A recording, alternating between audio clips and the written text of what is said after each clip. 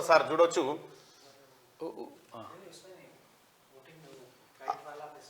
Kite festival కి సంబంధించినటువంటిది నిన్న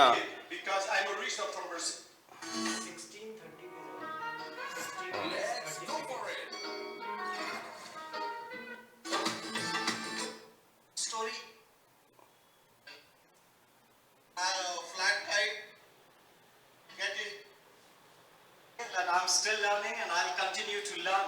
So at that note, I would like to wish him all the best for his endeavors. Thank you, so kind of you. Happy Pongal, God bless you all. Thank you so much. ఇది kite festival సంబంధించి చాలా దేశాల నుంచి వచ్చారు చాలా మంది. May I know your name please? My name is Sonika. Hi Sonika.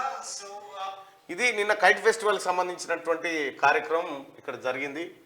Parade ground లో parade మైదానంలో జరిగినటువంటి కార్యక్రమం ని పెద్దవి ఉంటాయి. క్యూనిస్ ప్రత్యేకంగా కవర్ చేసింది. డిఫరెంట్ ఉంటాయి పటాలు ఎట్లా ఏంది కథ అనేది. సో ये टाइटल चेंज करो पहला काइट फेस्टिवल बोल के अंग्रेजी में రైట్. మొత్తానికి ఒక్కసారిగా పోల్ చూద్దాం. పోల్లో ఎట్లా ఉంది. ఈ క్రింది వాటిలో మెజారిటీ హిందువులైన బీసీలకు కావాల్సింది ఏంటి?